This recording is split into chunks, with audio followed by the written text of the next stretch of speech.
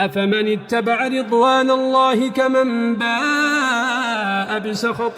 من الله ومأواه جهنم وبئس المصير هم درجات عند الله والله بصير بما يعملون لقد من الله على المؤمنين إذ بعث فيهم رسولا من أنفسهم يتلو عليهم آياته ويزكيهم ويعلمهم